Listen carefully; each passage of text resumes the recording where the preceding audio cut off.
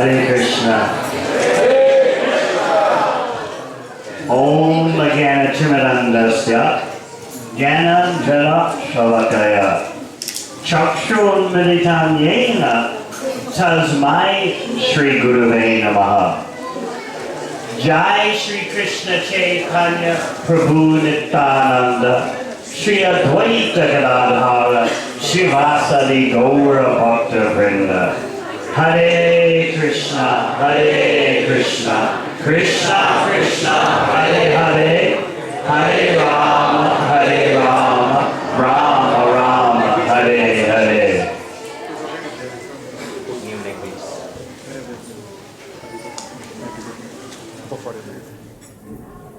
We have gathered here tonight to celebrate commitment. At this present stage of the age of Kali, commitment is a very rare thing. Everything about the modes of nature, Rajoguna, Tamoguna, are pounding persons to only commit to the dictates of your mind and senses. This initiation ceremony establishes that the commitment to render transcendental loving service to Krishna is the meaning of life. Those who are taking initiation, they are like fish swimming against the current. From the material point of view, it can look like that. You may wonder, how can these persons take these vows and maintain these vows all the life, living in society the way it is now?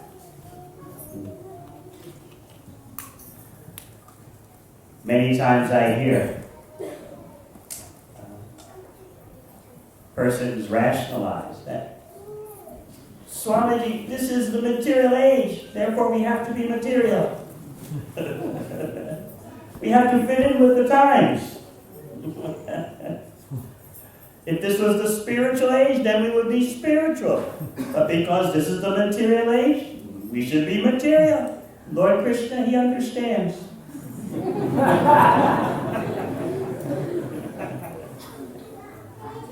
From the material point of view, it looks very challenging that these devotees are taking these vows. And they're making these vows for all their life. These vows are not dependent on time, place, or circumstance. By their following these vows, they will transcend time, place, and circumstance.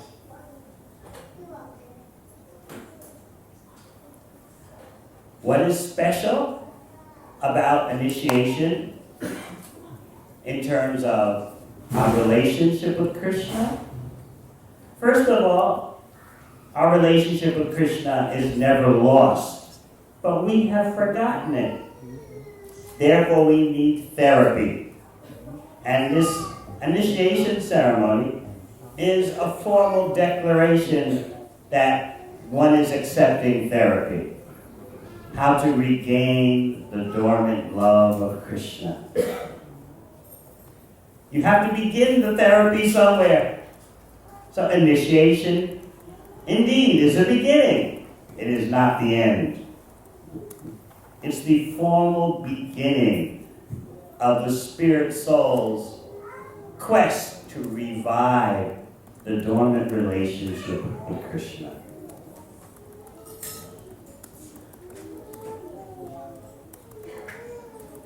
The initiation vows are a source of strength.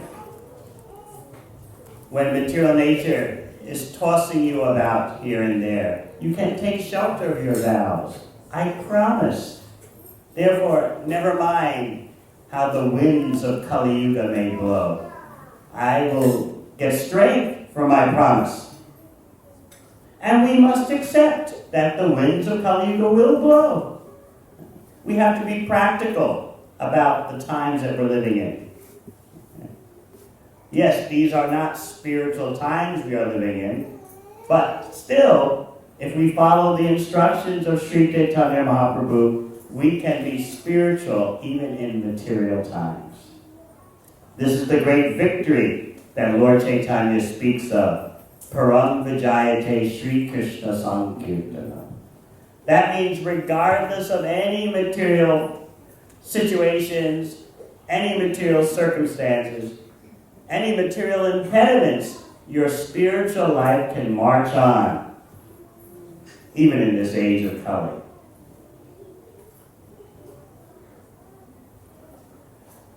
By taking these vows, the devotees are affirming that their number one occupation in life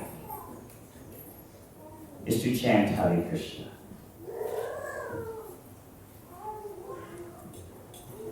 Responsible persons take their occupations very seriously. You prepare for your occupation.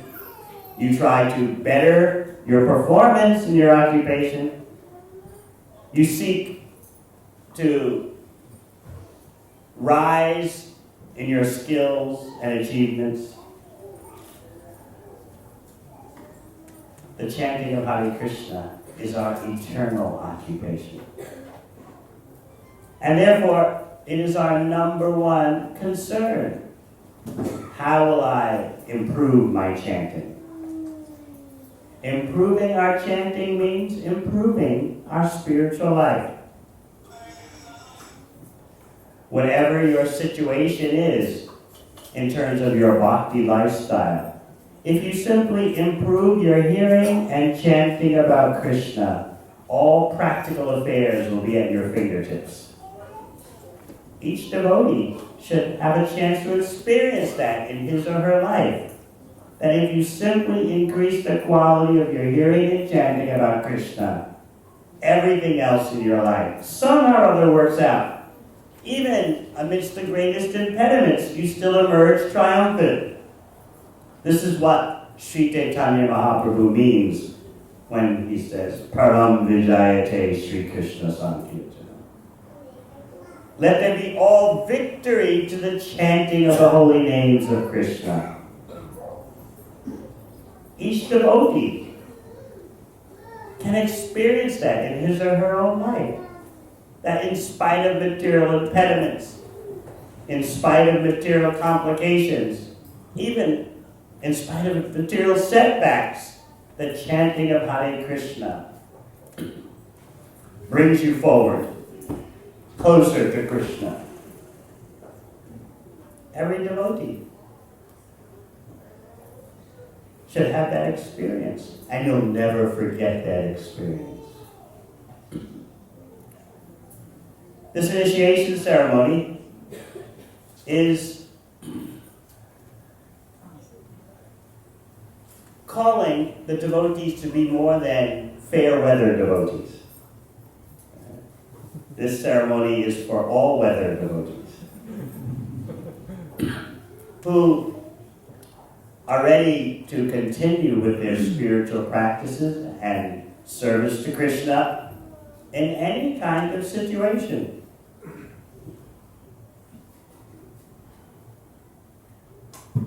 As our spiritual strength increases, we become confident in Krishna. Simply by chanting Hare Krishna and engaging in Krishna's service. Of course, chanting Hare Krishna is the main means of engaging in Krishna's service. But by chanting Hare Krishna, you begin to see opportunities for all of your senses to engage in Krishna's service. The spiritual vision to see what to do with your senses, that comes from chanting Hare Krishna. Devotional service begins with the tongue. Seva mukhi jivada swayameva spratyada. Atat Sri Krishna namadi. No one can understand the transcendental names, forms, qualities, and pastimes of Krishna with their ordinary material senses. But by devotional service, beginning with the tongue, Nam Adi, first the holy name, and then everything else follows. Form, qualities, and pastimes. Your first realization in your spiritual progress is that Krishna is the same as his name.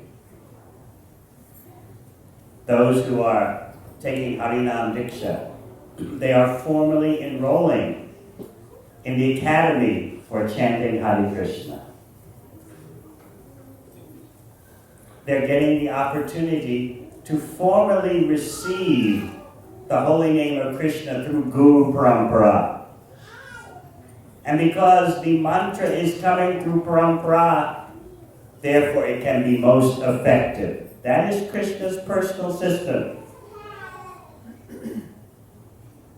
It is true that anyone can benefit by chanting Hare Krishna, no matter how they are situated.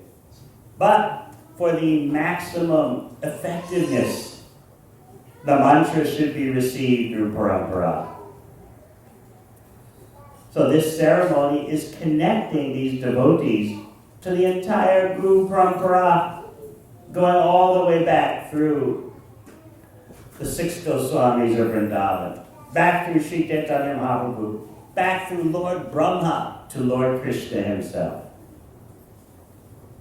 And this is the potency that the sincere devotee can feel by formally connecting to Krishna. The initiation ceremony is an opportunity. Now we have to make maximum use of that opportunity. We have to be realistic. Some persons will take more advantage of their initiation opportunity than others. That's to be expected because we're all individuals.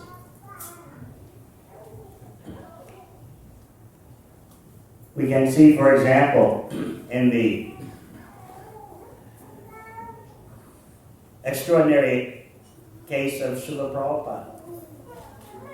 The first time that he heard from Srila Bhaktivedanta Saraswati Thakur, he accepted the instruction of Saraswati Thakur as his life and soul. Though his initiation ceremony didn't happen until 13 or so years later. But the first time he heard, he presented his doubts to Srila Bhaktivedanta Saraswati Thakur. Why would anyone listen about Lord Chaitanya when India is so dependent? It's a colony. Who will take us seriously? Srila Prabhupada presented his doubts in that way. First, India should be independent. Then we can preach. Just like now, so many times I hear from students, professionals, Swamiji, first we'll become materially successful, and then we can concentrate on the spiritual life. This is quite a popular approach. We're thinking that first let me fix all the materials, necessities, practicalities, situations, circumstances, and then everything will be just right for me to proceed in my spiritual life.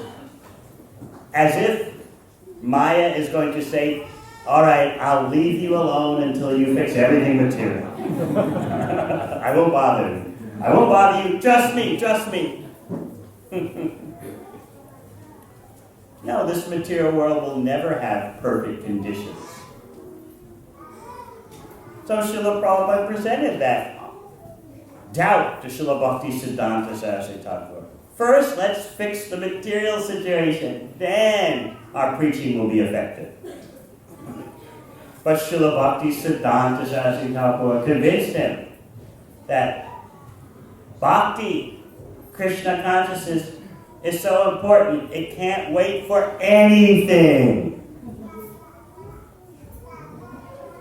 the initiation ceremony at its core is about that kind of understanding and realization that your service to Krishna can't wait for anything.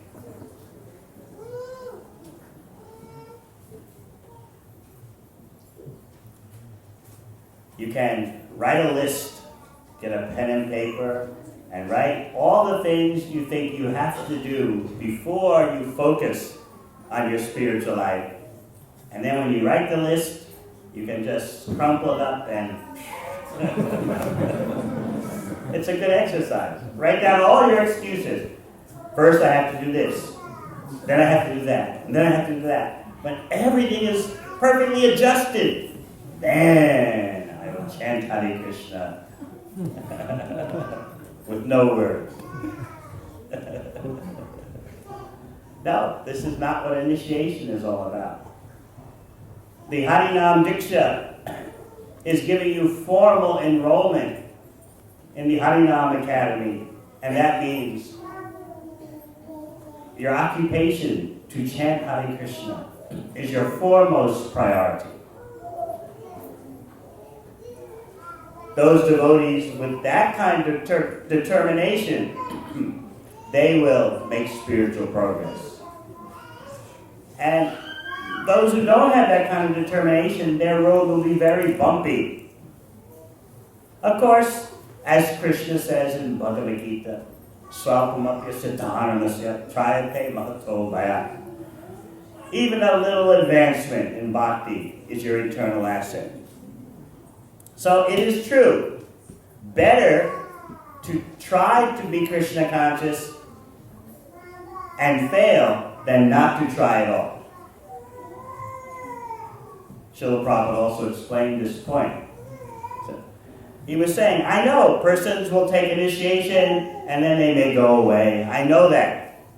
But I'm doing what I'm doing on the strength of Narada Muni, who said, Chakta Sudharmam Charanam Bhujam Hare. Even if they take up the bhakti process and stop, still that is better than they're not taking it up at all. In fact, it's better than someone who does all their material activities perfectly but never comes to Krishna. Better come to Krishna and temporarily fail than not come to Krishna at all and try to do your material activities perfectly. So this initiation ceremony is proceeding on the strength of Narada Muni, Brahma, the four Kumaras, Lord Shiva, all the topmost personalities in the universe.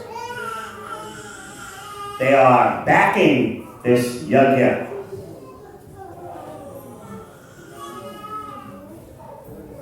It is the tradition at initiation ceremonies to discuss the 10 offenses, because our main occupation in life is to chant Hare Krishna.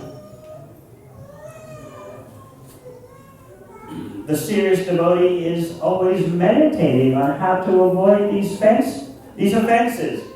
And avoiding these offenses means you need association. We should understand that as soon as you associate with non-devotees, immediately you become infected with the potential for making offenses while you're chanting. Because association with non-devotees gives you that attitude that it really doesn't matter what you do, and everyone has a particular belief, and you should just try to fit in with everyone, be agreeable with everyone. And in this way you end up losing your spiritual life.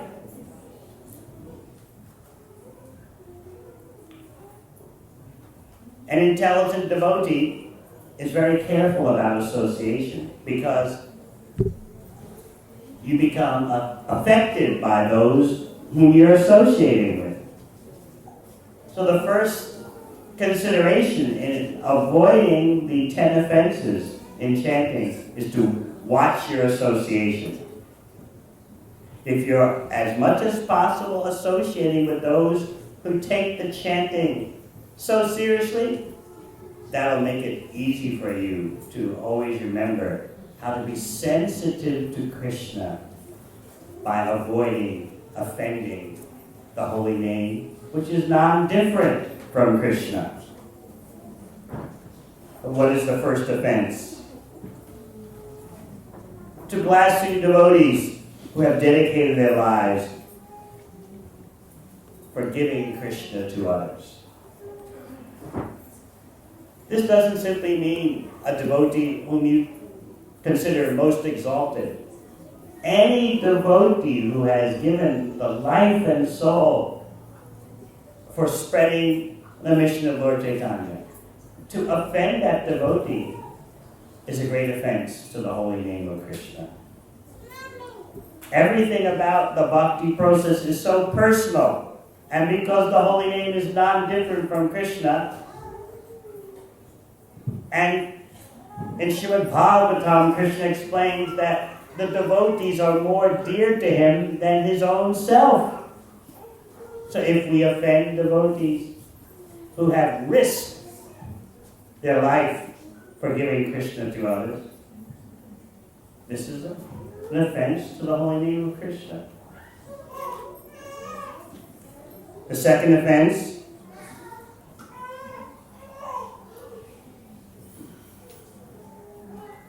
to consider the names of the demigods to be equal to the name of the Supreme Personality of Godhead.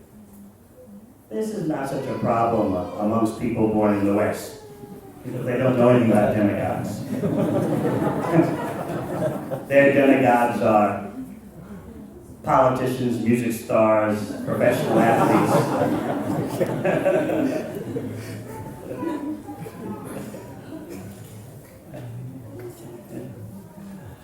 But when I was coming to Australia for the first time 20 years ago, I was on an airplane and one Australian gentleman was sitting next to me, and he took it upon himself to introduce me to the culture.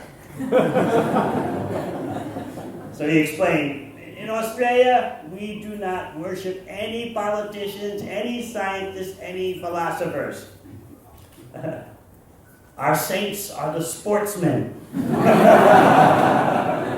They show the way forward. So, those are the demigods. But of course, those coming from India, you know about the demigod problem. Many of you have, in the past, before taking up bhakti, you had what I call the broad coverage insurance policy.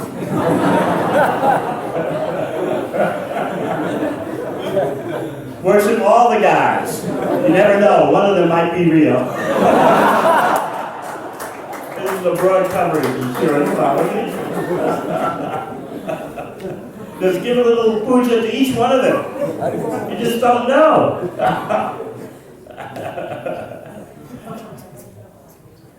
So this second offense to the holy name is especially important for those who have some understanding that there are demigods. We must always bear in mind to distinguish Krishna from the demigods. The third offense, to disobey the orders of the spiritual master.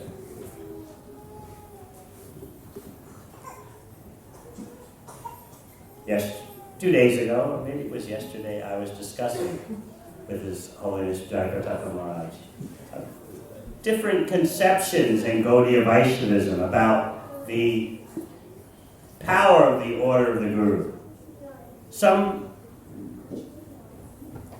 Vaishnavas will say, yes, there's the order of the Guru, but you have to see how your heart is feeling. You should listen to the order of the Guru, but most important is what you feel in your heart. In that way, your spiritual life will be most effective. Whereas His Holiness Jayapataka Maharaj was pointing out that Srila Prabhupada said, a real disciple, if he fails to follow the order of the Guru, he's ready to just jump in the Ganga and drown.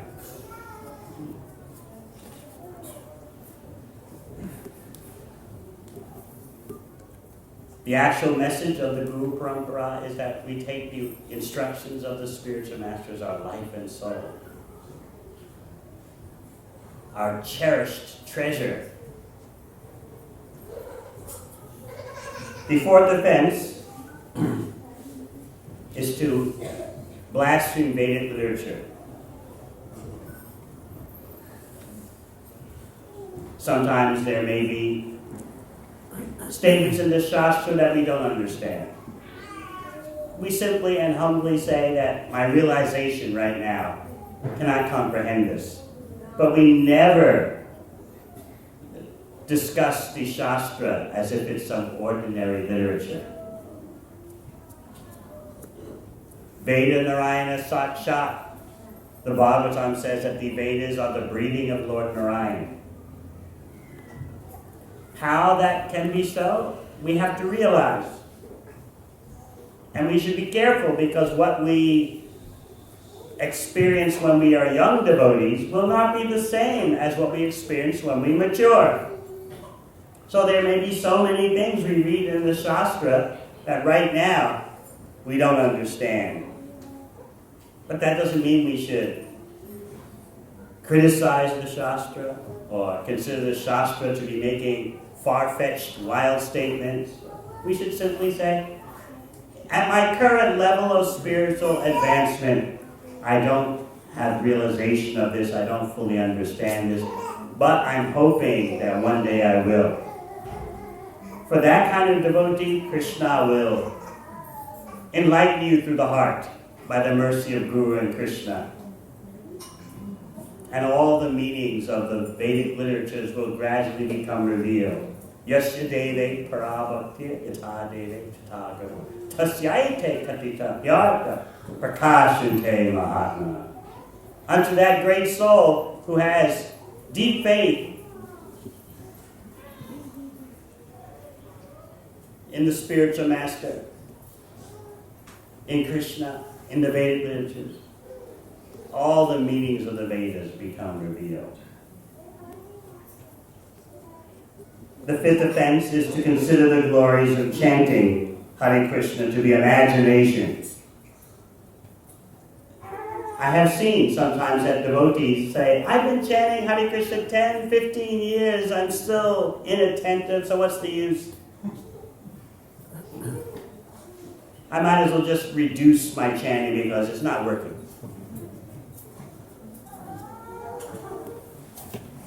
This is an indirect way of saying the glories of the holy name are actually exaggeration. The holy name works for some but not for others. The presentation in the Shastra that the holy name can transform even the lowest person. Oh, this must just be exaggeration, imagination, simply to encourage us. But now that I'm an older devotee, I don't need that encouragement or exaggeration.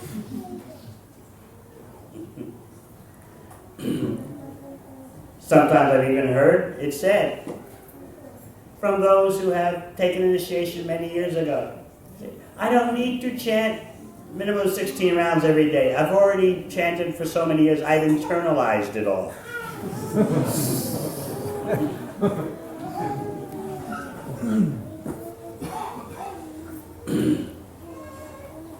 We want to be very careful not to minimize the glories of the holy name, consider the glories to be exaggeration or imagination. The sixth offense is to give some interpretation on the holy name of the Lord. In Chaitanya Lila, a devotee was trying to catch Lord Chaitanya's attention. Please, please, hear my explanations of the holy name. And Lord Chaitanya refused to listen. He said, I only know that the holy name of Krishna means Sham Sundar and Yashodananda. That's all I know. Don't want to hear anything else. The devotee became so disturbed. I have made such an extraordinary explanation of the holy name. Why doesn't Lord Chaitanya want to listen?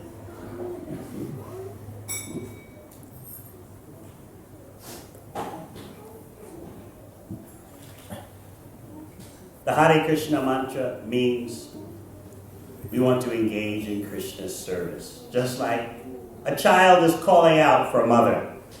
That's the quality of feeling we want in our chanting. We don't need to interpret. We want to project that feeling. When we cry out to Krishna with feeling, then Krishna hears very nicely. Oh, listen to that. Just like a mother becomes so attentive when her child calls out to her.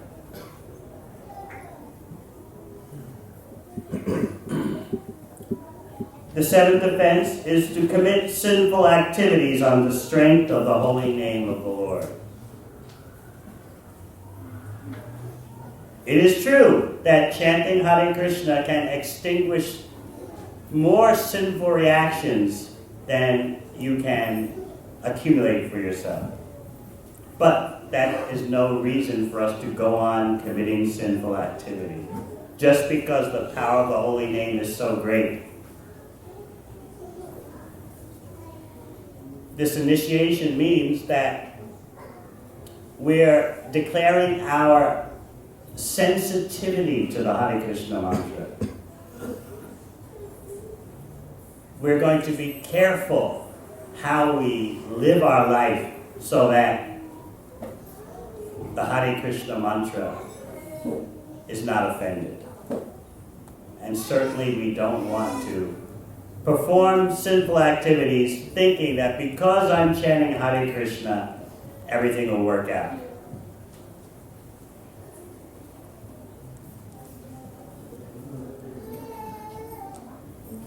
The ninth offense. The eighth offense is to consider the chanting of Hare Krishna just one of the ordinary rituals offered in the Vedas for punya, pious results. There are in the Vedas, as you know, so many prescriptions for achieving material results. There are mantras given, how to get fame, how to get a beautiful wife or husband, how to get wealth. Of course, don't worry, in the age of Kali, those mantras don't work.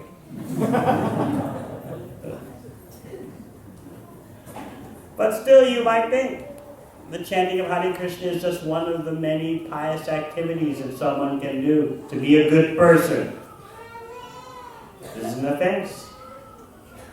The chanting of Hare Krishna has nothing to do with any activity of the material world.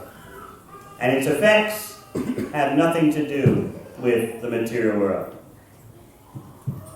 Lord Chaitanya, as the prime chanter of the holy name, is demonstrating that by the power of the Hare Krishna mantra, the chanter is not a resident of the material world, the chanter is a resident of the spiritual world. Lord Chaitanya is demonstrating that through his activities and his teachings.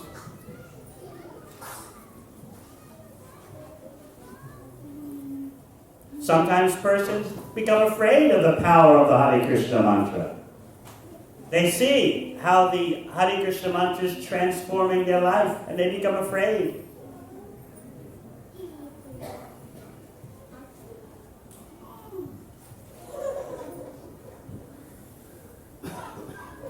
The more we try to understand Krishna, the more we'll lose our paranoia about Krishna.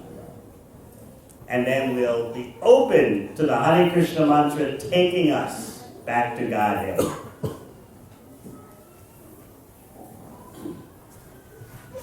The ninth offense is to instruct a faithless person about the glories of the holy name.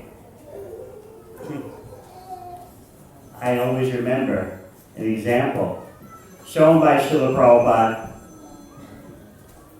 In London, devotees had brought a famous personality to see Prabhupada.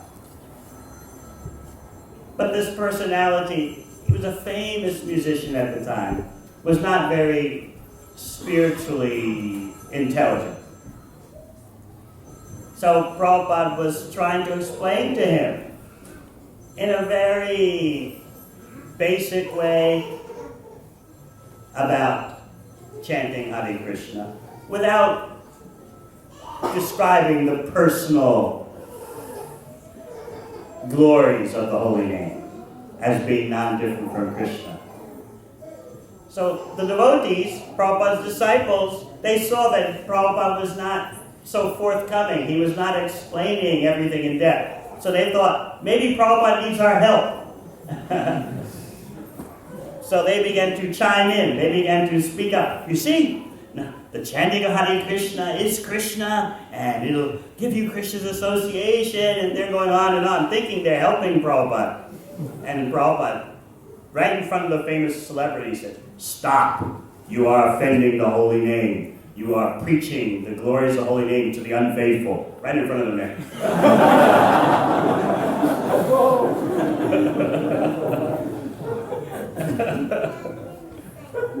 Srila Prabhupada was acting as the Acharya. He had to teach his disciples how to behave.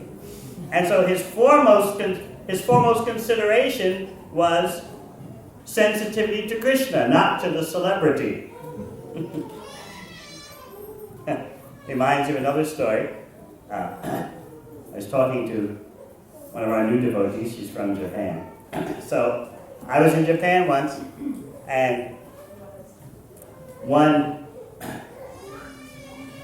Indian gentleman whose family had lived in Japan for many decades, he came up to me and he said, "You know, you're a disciple of Bhaktivedanta Swami Prabhupada. Let me tell you something. 35 years ago or so, we had a nice Hindu program in Tokyo.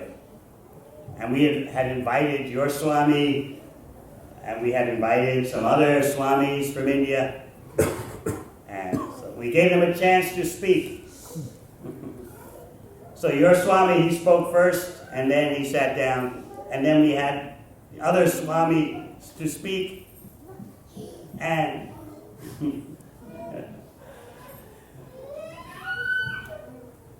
I recognized what the event that the man was talking about. Because what happened after, you can read about this in Devamrita, after Prabhupada spoke, they had some Mayavadi sannyasi speak. And so the Mayavadi sannyasi began to explain the nonsense that the Absolute Truth has no form, no name. Any way you want, you can approach the Absolute Truth. He went on and on like that. And you can see Prabhupada shaking in his chair. Because when you have pure love for someone, you don't want to hear how that person has no form, no name, no qualities, no activities. So Prabhupada was shaking in his chair. And finally, he couldn't take it any longer. Right in the middle of the man's speech, Prabhupada told his disciples, "Jump up on the stage and make loud kirtan." So they did that. Of course, the devotees were happy to do that. They jumped up on stage and did a loud Hare Krishna kirtan, jumping and dancing and prancing. So, of course, the audience was a little, they didn't know how to take that. Your Swami interrupted a sadhu who's speaking, and sadhus, your Swami, he's a sadhu, he's not supposed to be affected by anything, and he's supposed to remain silent. But Srila Prabhupada is showing that he's not going to remain silent while Krishna is being offended.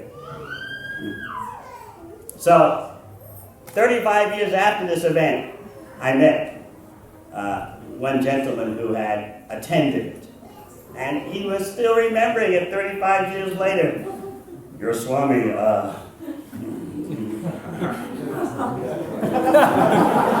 35 years ago, he attended our Hindu gathering. And so, this is Srila Prabhupada teaching us how to be sensitive to Krishna's glories. How to be sensitive to the holy name. It is not imagination, the glories of the holy name. It is not a speculation, interpretation. So this way, the Acharyas are showing us This is the real thing. Take it seriously.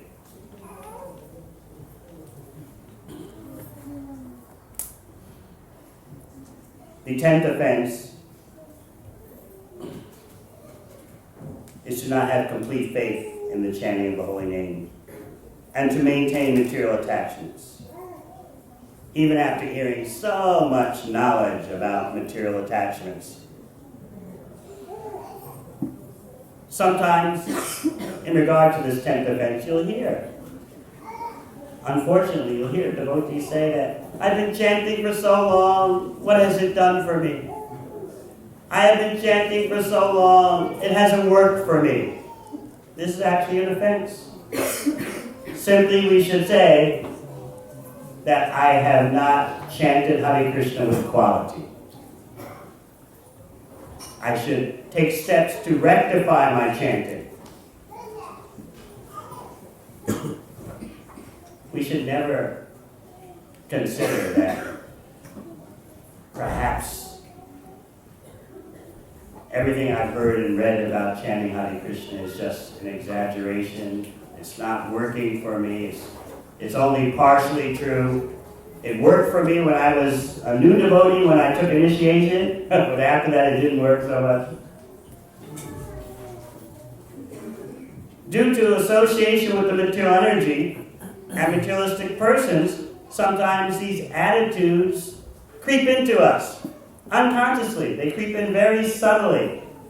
Maybe this chanting is not all that we say it is. Maybe we simply say like that to encourage, to make ourselves enthusiastic. But actually, maybe it's the chanting of Hare Krishna is not everything. Once we start to think like that, we are in a dangerous position. The solution to this dangerous situation is to take more shelter of Sri Chaitanya Mahaprabhu. Try to understand. Lord Chaitanya is giving us the chanting of Hare Krishna as our prime sustenance.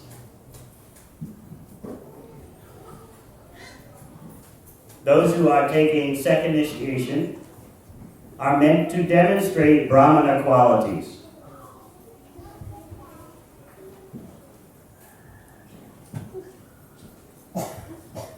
That means engaging in puja, teaching others how to do deity worship, studying the Shastra, teaching others the Shastra, distribution of the Shastra, educating others in the Shastra, and giving and receiving charity. These are the 6 main activities of a Brahmana. Without those activities, the designation is meaningless. Brahmana initiation is not just some kind of social status. Well, I have been around for a while as a devotee. I've had first initiation for a while. So I think it's time for me to go get a higher rank, higher designation. No, a Brahmana initiation is for those who actually seriously want to engage in deity worship. The worship of the deity in the temple is special because it follows strictly the rules and regulations for archana. Whereas home worship, generally, almost always, it can't be so strict. So sometimes devotees say, well, there's no need for me to go to the temple because I have my own deities at home. The principle is, given by the Acharyas, that if your puja at home is as strict as the puja in the temple, in terms of punctuality, cleanliness, all the offerings, all the dressings, if your home worship is that strict, all right, then you can say, no need for me to go see the deity in the temple, I have my puja at home. But how many do you know who can say that?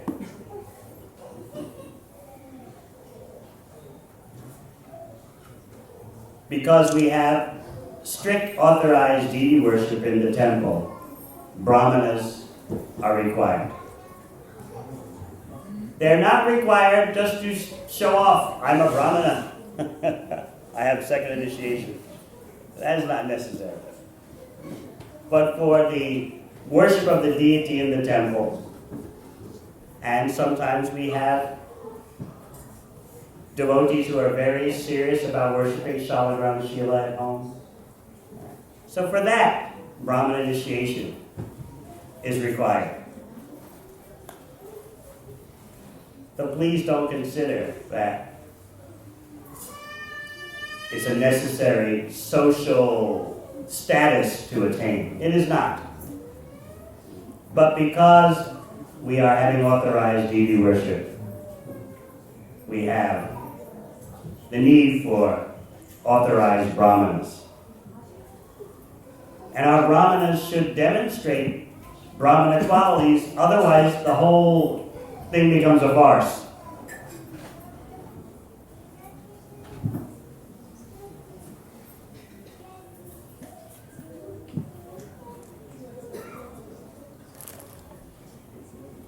We'd like to request you all to please give your blessings to those who are taking first and second initiation. Please give them your support, your encouragement, so that the glories of the Melbourne Mahaprabhu Mandir community will increase.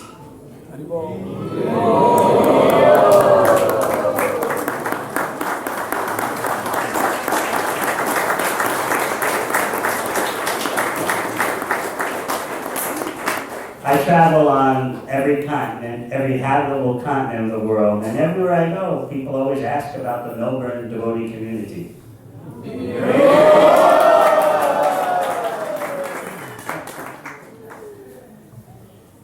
So let us increase the support and encouragement and blessings that we give to devotees.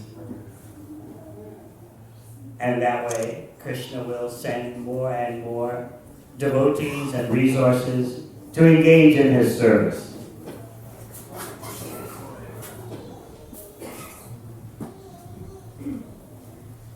But tonight we are fortunate to have His Holiness Jayapataka Maharaj with us.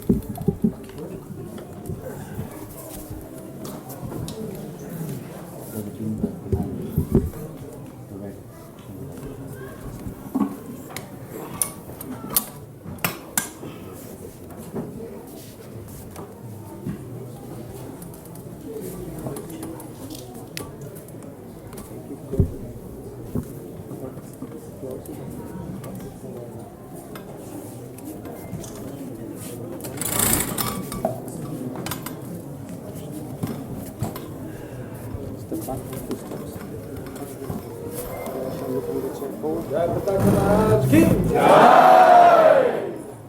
Devamrita Maharaj ki Jai!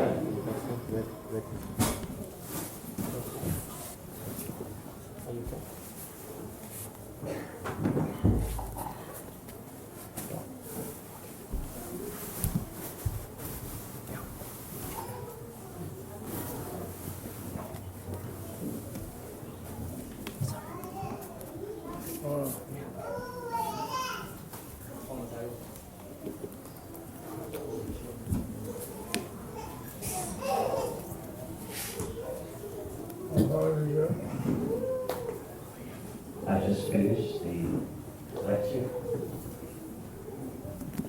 I just finished the lecture. You spoke on the 10 FNC. Let's go on.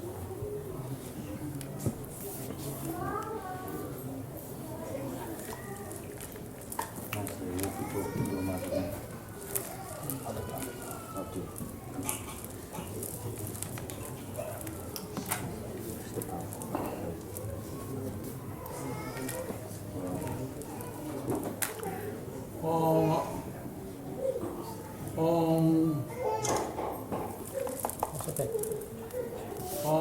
Jnana. Sorry. Give me. Om Jnana Timan. Now it's on. Go ahead. Go ahead. Can you see? Om Jnana Timan Lasya. Anandala. Dalakaya. Aksunam Nidam Dena. Tasmai Shri Gurave Namaha. Om Krishna Padaya. Krishna Prastaya Bhutale.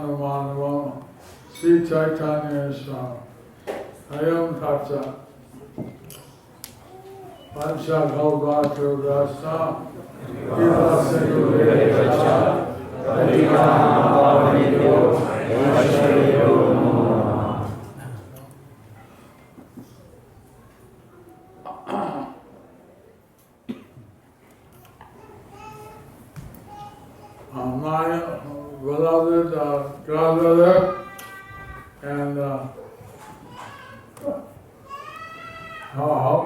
friend, His Holiness Devamrita Swami Maharaj. I saw that he was a person who was a very qualified, a great potential. So I proposed that he be a judiciary. At that time, he said he knows Spanish, so I thought he would take me zone in South America. And but as soon as he was on the GDC, he got all kinds of requests. go to Russia, come here to Australia, New Zealand, South Africa.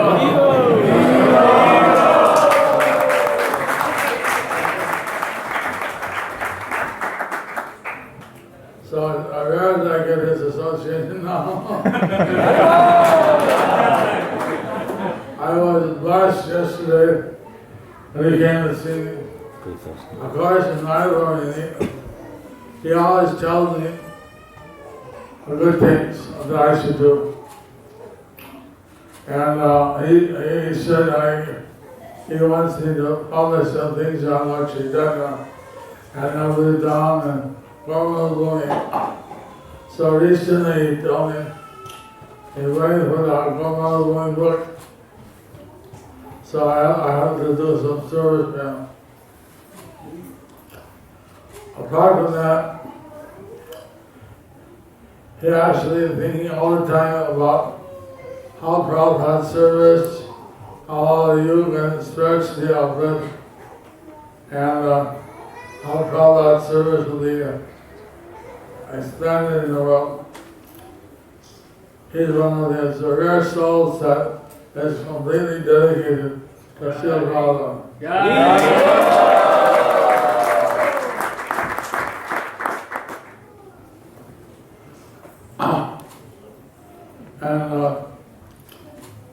And many of my disciples in different places,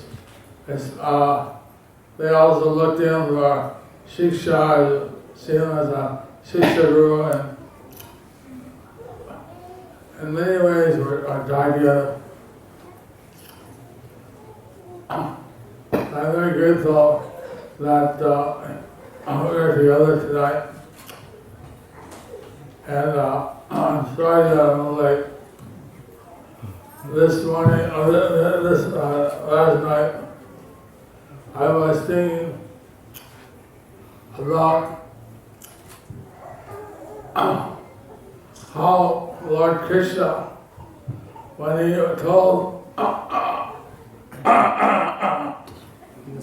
that he was going to descend from a lofty mountain and come, he told all the devas that they should take their birth in the Rishi and the other dynasty. That I was just thinking how after 1,000 yugas, Krishna comes. It's a big event. And people come from all over the universe, from Govardhan and from various places to participate in the pastimes of the Lord. Like we had some times we went out picnic with Prabhupada. We went on a lap in the Ganges. And that was such an event, wow! A picnic with Prabhupada! Can you imagine? The Supreme Personality Godhead, he's coming down to earth, and he's going to stay here for 126 years, and he's going to realize his infinite pastimes, and those who are fortunate, they can participate. So you have all these different devas, people from the spiritual world, they're all coming, and then, here we are in the earth planet. Certainly Krishna has arranged that these different devotees, these people who come to the earth, they also get some chance to serve the Lord. And maybe here, there were so many demons at that time. But even if the demons die in the presence of Lord Krishna, they also get liberation. Or they reach the, at least Shakti out there, reach the liberation in the dying Lord. If they just die in the hell, then they go to the heavenly lands. So then I was thinking, how Lord Chaitanya, he was approached by, he comes after Krishna sometimes, not every time. And he was approached by Narmuni that in the universe of the four-headed Brahma, and there are Ananta Koti Brahmanda, unlimited millions of universes. So, this universe of the four-headed Brahma. So, Kali Yuga began after, or is going to begin after the disappearance of Krishna. So please come and give people the chance to have love of Krishna. And so he said, okay, I'll go. I will descend and I'll preach all over India. I will send someone. I'll send a bloody dog to come 500 years after me, and he'll spread this holy name all over the world. So, Lord Chaitanya, he came. Now, the news also is out over the universe that the Supreme Lord will come as a devotee. The Lord Brahma, he went to the Navadi Dham and he started to chant, Gauranga, Gauranga,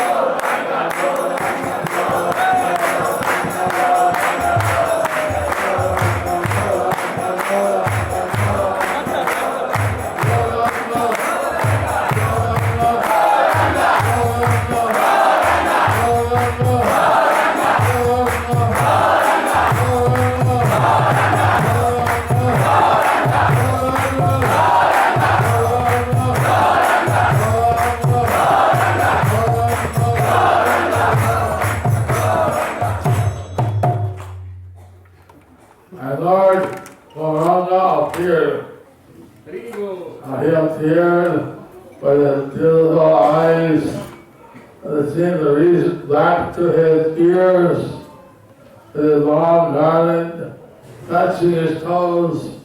His hands are down a little bit of low, are down to his knees. And Brahma, when he saw Lord Chaitanya, he offered his prostrate Dandavat obeisances. Haribol. He went out to speak with, he saw a beautiful form of the Lord. Again, he offered obeisances. He went out to speak again. I know Lord says to Elizabeth, why did you call me?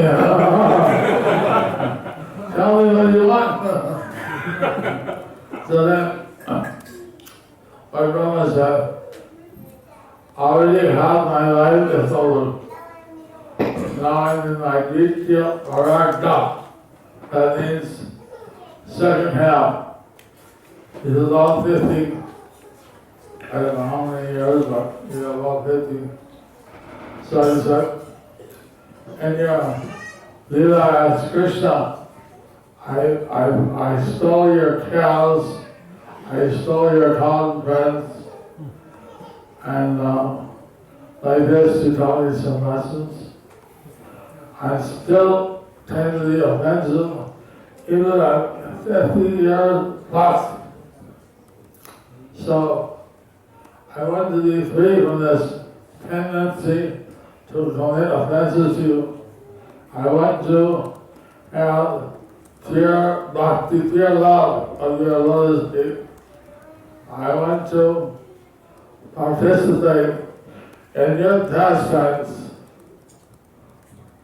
The Lord Chaitanya said, Tathastha, so be it. so dear, I bless you. You will come in meditation.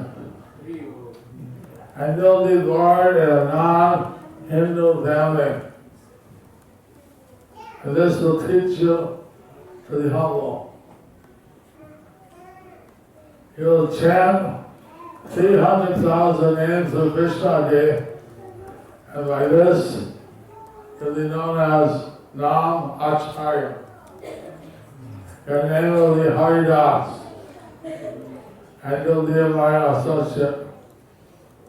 So, Hare is actually Brahma Hare.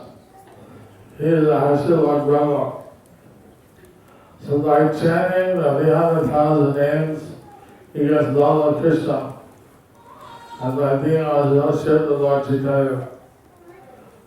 So, like this, Brahma, Founder-Acharya, he is Brihaspati. He is the Guru of the Vedas. I've got so many different great souls came from different planets to participate in Lord Chaitanya's pastimes. Not only that, Radharani came, Satyamama, various eternal associates. They came to participate. So,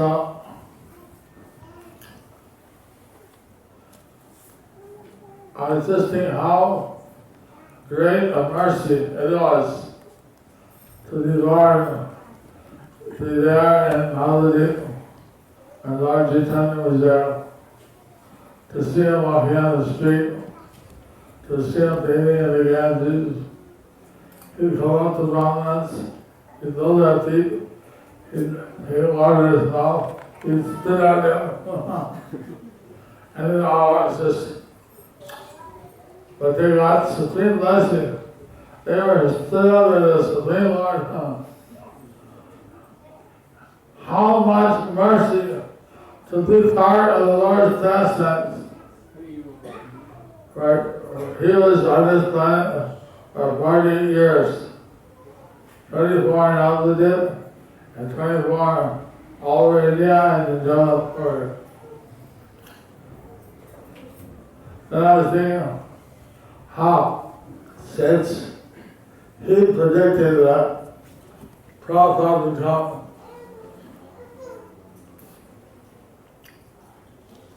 he predicted that after 500 years, a sin of Bhaktivedanta would come and spread the holy name all over the world. Now, who else is that other than Prabhupada? So,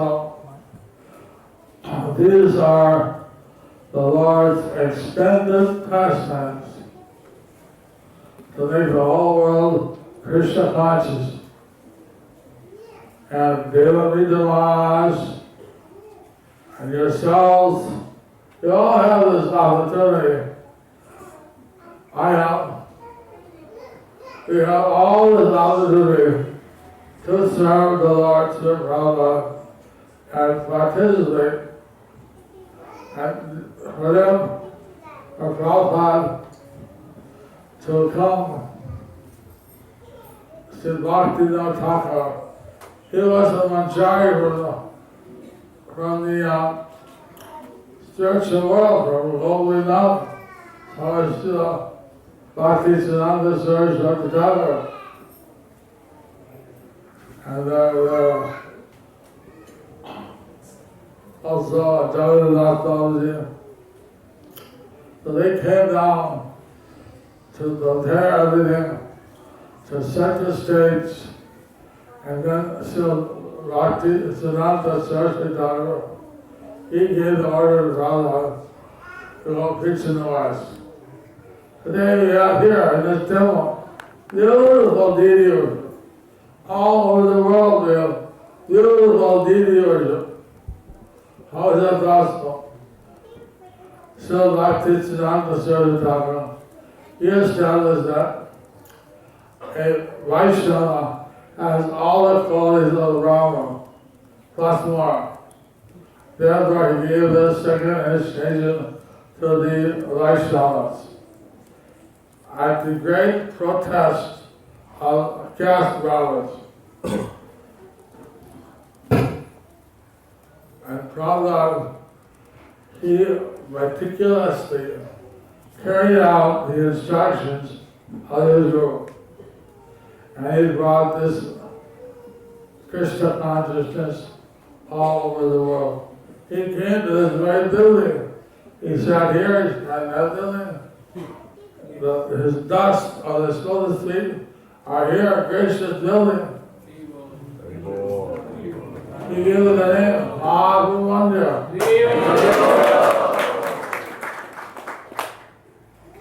So we have a great opportunity to participate in the extended pastimes of Sri Chaitanya Mahaprabhu. And I was just thinking, how wonderful. There's no words to explain, to participate. Of course, we're 500 years late, you'd say. But still, these are the extended pastimes. And by following Prabhupada, we are getting this opportunity to actually participate in spreading the message. So those who are taking initiation today, I hope all of you are getting the blessings, because they are getting a very special environment to spread the message of Sri Chaitanya and the Vajradhara. Hare So, this is a very, very auspicious occasion, and it's something that this thing is so wonderful how Krishna comes down and he participates after 8 billion years. 432 million years, day and evil night. He comes once. He came 5,000 years ago. And sometimes Lord Chaitanya comes. He came just 500 years ago. I don't know how old is Australia. How old is it? 200 years. And like the Americas, South and North America, they were discovered by Columbus. Of course, Norwegians say they don't take word. Anyway, Columbus, he went there when Lord Chaitanya was about 6 years old. 6 years old. How do these things tie in?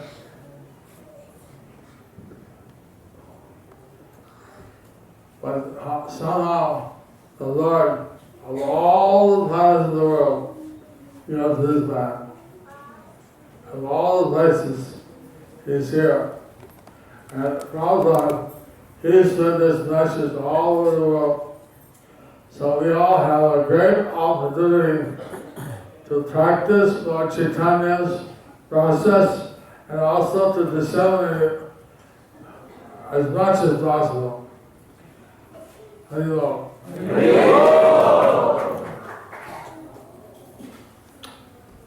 Could I be understood? Yes. Need a repetition. Does anyone need? Some? Is that a hand?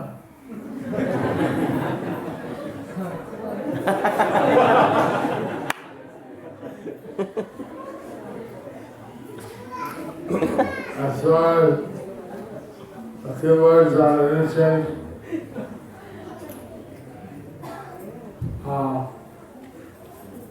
In the first canto, Srimad Bhagavatam, it mentions that there are three births. So the first birth is what we get from our parents, which we are grateful to our parents, and we are indebted to them. In some countries, it's very hard to get born. They say three conceptions, two are born. One is if they're lucky they get born. So, congratulations, you took birth as a human being.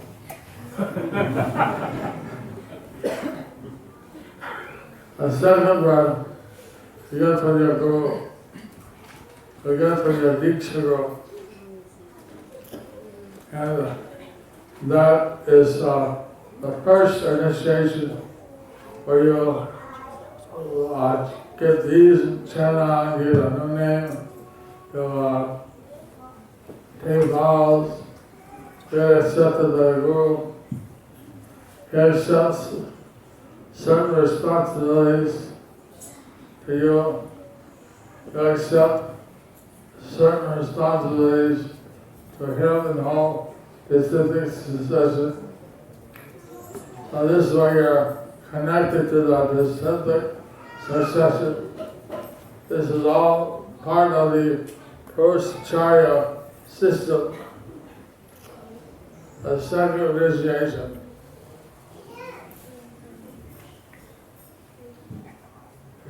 Hit the battle.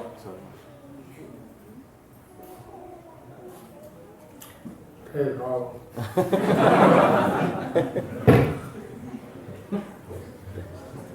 The second initiation is the third birth. That is called the Yogic Java. It's the birth which qualifies you to learn how to worship the deities, to cook for the deities, to do the yagas and samskaras. So, this is a very serious commitment. You receive 7 mantras, 6 patriotic and 1 Vedic. And you have to chant each mantra 10 times, 3 times a day. That's 210 extra mantras. So, those who are taking a second initiation, you have to chant 210 extra mantras every day. Are you ready?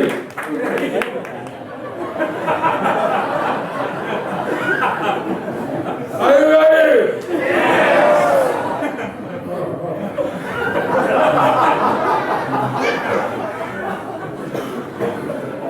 There's 60 rounds. Sometimes there's an emergency or something, so you carry over. Guardian mantras, you're not supposed to carry over. You have to chant the same day.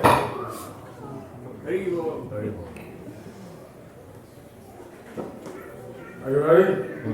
Yes. If you're not, get up.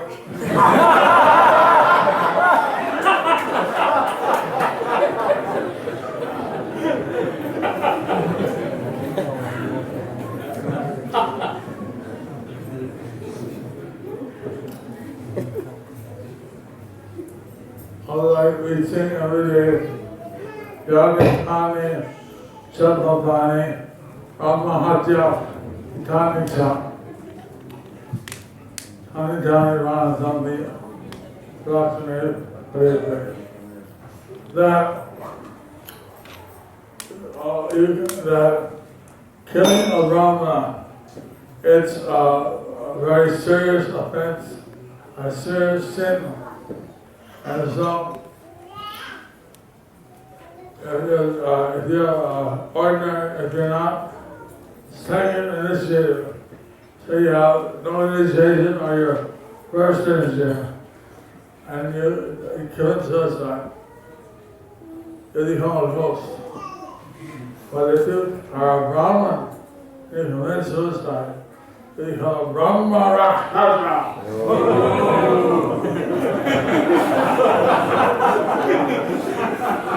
That is a simple example. So, first, commit suicide. And second, being a second initiate is a very serious commitment.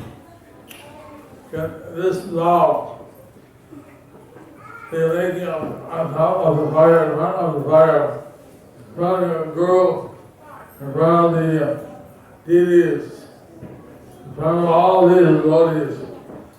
This is a serious thing. This is a law before Krishna. It's not like the first person in America that I initiated 40 years ago. After some time, she left. I went to her, I said, why did you leave? Why did you stop? I didn't promise. I gave up. I make some promises. I do lunch. I don't stop. I'll this, that. I don't do it. So what? So I went around. I'm not going to do it. I was shocked. I give my life to that person. And that, so, obviously, doing ready down ISKCON, we have preparations, instructions, tests, because this is a very serious step. And because if you take this step, Krishna definitely reciprocates your seriousness. Krishna is watching. Krishna sees every thought, everything you do. And if you take these vows seriously, Krishna will bless you. He will take it back. So these are not just ordinary promises. These are like in court, you give a declaration of something for the court, affidavit. These are the highest things. Give them before Krishna. When you love the fire sacrifice, like you give the affidavit, they put a rubber, they put a wax step, a wax seal. So this fire sacrifice needs a Krishna being involved. He is a witness for your vows. They should take it very seriously. Now, if you're not able to do, then you approach your guru, me or him, whoever it is, you approach, and just say, what's your problem? And then the guru will advise you what to do in that situation. But ISKCON nonetheless is saying, that's why we don't give initiation before there's a period to take shelter. Shelter means 16 hours, 4 principles, but no laws. So one takes shelter and he's right to take a seat. It's just like Guru, a Guru sees, are they serious? He'll hear from the temple president or some artist himself. So there's a testing period called shelter. And then if one really wants, and they feel, are you doing? They ask you, please give me initiation. This part of asking is also essential. Now,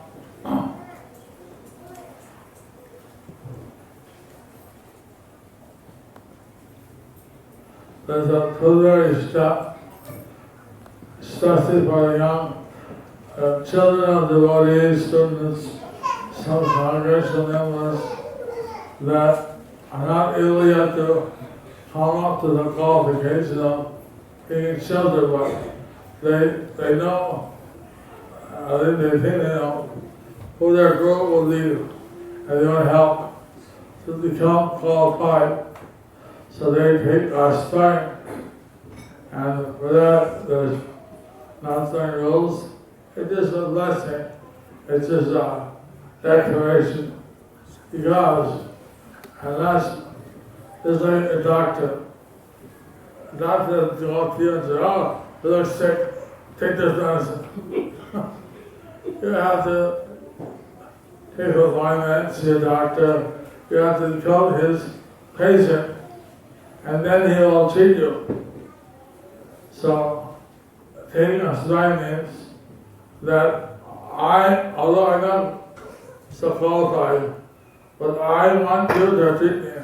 I want your help so that I become qualified. So that's me, our strength. Our starting and our shelter are before initiation. There are no vows. But first and second initiation, there are vows. So, this is what ceremonies we're having today. I go. Thank you very much.